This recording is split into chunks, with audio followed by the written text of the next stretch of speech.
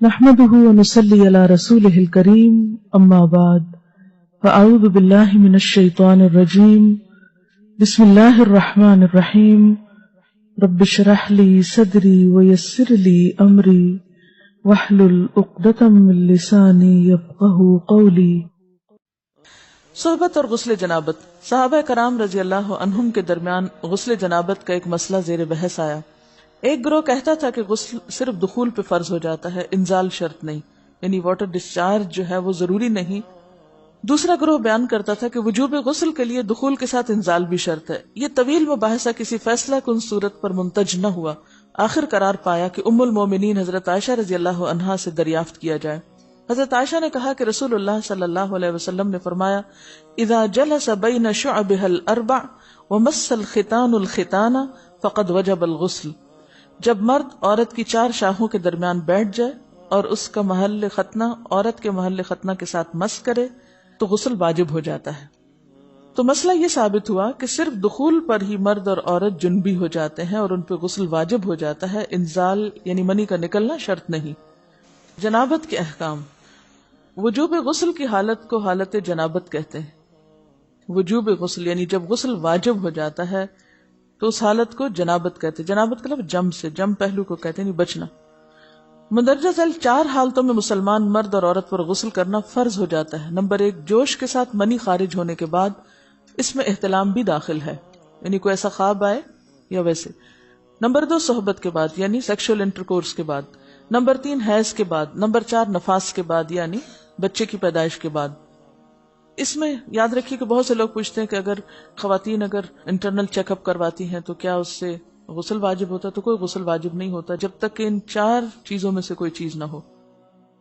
اس میں یاد رکھیے کہ بہت سے لوگ پوچھتے ہیں کہ اگر خواتین انٹرنل چیک اپ کرواتی ہیں تو کیا اس سے غسل واجب ہوتا ہے؟ تو کوئی غسل واجب نہیں ہوتا جب تک کہ ان چار چیزوں میں سے کوئی چیز نہ ہو۔ صرف منی خارج ہونے سے بات نہیں، بلکہ جوش کے ساتھ منی خارج ہونے کے بعد غسل واجب ہوتا ہے۔ رسول اللہ صلی اللہ علیہ وسلم نے فرمایا، جب تم عورت کی چار شاخوں کے درمیان بیٹھ کر صحبت کرو تو تم پر غسل واجب ہو گیا، اگرچہ منی نہ نکلے۔ آپ نے غور کیا ہوگا کہ طہارت کے مسائل بہت تفصیل کے ساتھ اور اپنے اندر بہت ڈیٹیلز رکھتے ہیں، اور بہت سے موضوعات ایسے ہیں کہ جو انسان کی ظاہری زندگی نہیں بلکہ اس کی نجی اور ذاتی زندگی سے متعلق بھی ہیں، لیکن اس طرح پبلکلی ان کو پڑھانا اور ان کو سکھانا یہ بھی ایک ضرورت ہے، کیونکہ آپ صلی اللہ علیہ وسلم نے انصار کی خواتین کی تعریف کی کہ انصار کی خواتین کتنی اچھی ہیں جنہیں حیا دین کا علم حاصل کرنے سے نہیں روکتا۔ تو سوال یہ پیدا ہوتا ہے کہ آخر اتنی تفصیلات کیوں؟ اور بعض لوگ اس کو ناپسندیدہ قرار دیتے ہیں، تو ایسا کرنا ناسمجھی کی علامت ہے۔ ہم دیکھتے ہیں کہ انسان اگر اللہ کے بتائے ہوئے طریقے کے مطابق زندگی بسر کرتا ہے تو اس میں خیر ہی خیر ہے، اور وہ صرف خیر اس کی اپنی ذات تک نہیں رہتی، بعض اوقات دوسروں کی بھلائی کا ذریعہ بھی بن جاتی۔ عورت کو بھی احتلام ہوتا ہے۔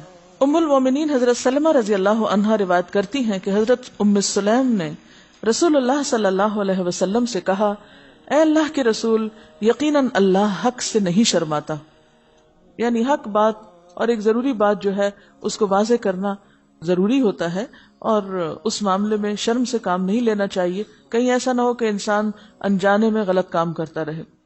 تو یہ کہہ کر انہوں نے مسئلہ پوچھا، کیا عورت پر غسل ہے جبکہ اس کو احتلام ہو؟ آپ نے فرمایا ہاں، لیکن جب پانی کا نشان دیکھے یعنی منی دیکھے۔ اس پر حضرت ام سلمہ نے شرم سے منہ چھپا لیا اور عرض کیا، اے اللہ کے رسول، کیا عورت کو بھی احتلام ہوتا ہے؟ آپ نے فرمایا ہاں ہوتا ہے، تیرا داہنا ہاتھ خاک آلود ہو، یعنی یہ ایک پیار کی ڈانٹ تھی۔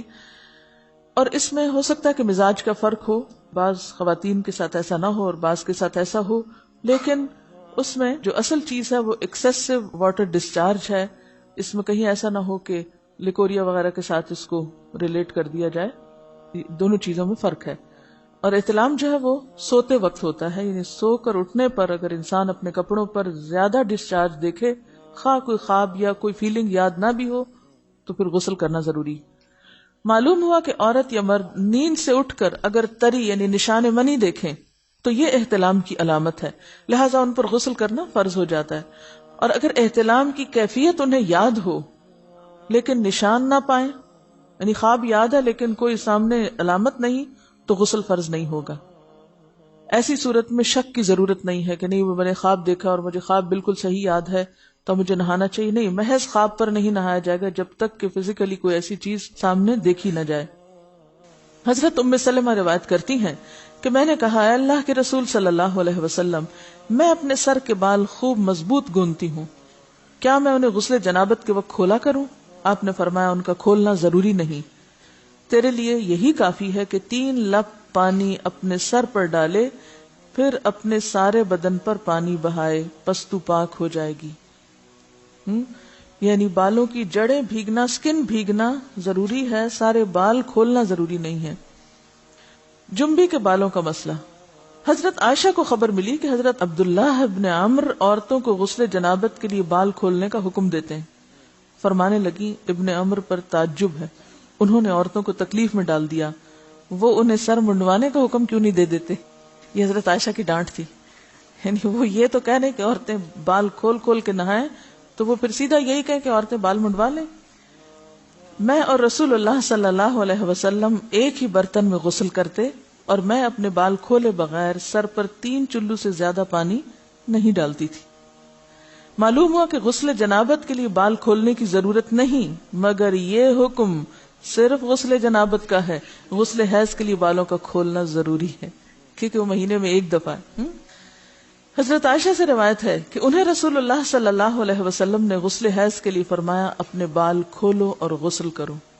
اس میں آپ دیکھیے کہ دونوں چیزوں میں فرق کیوں ہے، دونوں کی نوعیت فرق ہے، اور حیض جو ہے وہ ایک نجاست کی کیفیت بھی ہے نا، قل ہوا اذی، تو اس کے بعد نہانا اور نہا کر خوشبو لگانا خاص طور پر اس کا سارا حکم آتا ہے، لیکن غسل جنابت میں نجاست کی وہ کیفیت نہیں ہے، یعنی حیض کا خون اور منی جو ہے ان دونوں کے حکم میں بھی فرق ہے، ٹھیک ہے نا۔ بعض علماء کے خیال میں جو منی ہے اٹ سیلف وہ ناپاک چیز نہیں ہے، اگر کسی کپڑے وغیرہ کو لگ گئی تو وہ کپڑا ناپاک نہیں، اگر اس کو خشک ہونے پر کھرچ کے صاف کر دیا جائے تو کپڑا صاف ہو جائے گا، لیکن خون حیض پر آپ صلی اللہ علیہ وسلم کیا فرمایا، چٹکیوں سے مل مل کے اس کو صاف کر کے دھوئے، تو ان دونوں میں بھی فرق ہے، لہٰذا ان دونوں کے بعد نہانے کے حکم میں بھی فرق ہے، ایک میں بال کھولے جائیں گے اور بال بھی دھوئے جائیں گے اور بالوں کی جڑیں بھی دھوئی جائیں گی، جبکہ دوسرے عام غسل جنابت میں بال کھولنا اور پورے بال دھونا شرط نہیں۔ بہت سے بچے ایسی جن کی شادی ہوتی ہے اور اس کے بعد انہیں ان مسائل کا پتہ نہیں ہوتا، یا تو وہ شرم کے مارے نہاتی نہیں، یا نہاتی ہیں تو پھر وہ پورے بال دھو دھو کے سکھانے میں اور ان چیزوں میں اتنا وقت ضائع کر دیتی ہیں کہ پھر بعضوں کا شوہر کی نافرمانی اور آپس کے تعلقات میں ٹینشن، لوگوں کا خوف۔ تو اگر دین کا صحیح مسئلہ پتا ہو تو انسان ان تمام مشقتوں سے بچ جاتا ہے اور ایک نارمل روٹین کی لائف گزار سکتا ہے۔ تو اس میں کیا صرف 3 کپ پانی، 3 لپ پانی، یعنی 3 دفعہ کیونکہ اگر ایک دفعہ ڈالنے سے پوری طرح نہیں بھیگا تو آپ یہ بھی کر سکتے ٹیپ کے آگے سر کر کے تو ساری اسکن جو ہے سر کی اس کو آپ گیلا کر لیں، پیچھے سے بال جو ہیں اگر لمبے ہیں تو ان کو ایک طرف کر دیں تاکہ پورے بال نہ دھونے پڑے، نہ سکھانے پڑے اور نہ خشک کرنے پڑے، اور باقی جسم پہ پانی بہا لیں۔ دوسری صورت یہ ہے کہ مگ میں پانی لے کے تو اس کو آپ تھوڑا تھوڑا کر کے پورے کو ایک دفعہ کریں، پھر اس کے بعد دوبارہ کریں اور تیسری دفعہ رول کر کے بالوں کو پیچھے سے شاور کیپ ڈال لیں اور باقی جسم پھر دھو لیں۔ شاور کیپ سے کیا ہوتا ہے عام طور پر کہ پیچھے کے جو سارے لمبے بال ہیں پھر وہ نیچے گر کے گیلے نہیں ہوتے، وہ آپ کے سر پہ ٹک جاتے ہیں۔ تو سر کی اسکن دھوئیں اور بالوں کو جوڑے کی شکل میں باندھ کے اوپر شاور کیپ پہن کے پھر باقی جسم کو اچھی طرح دھو لیں۔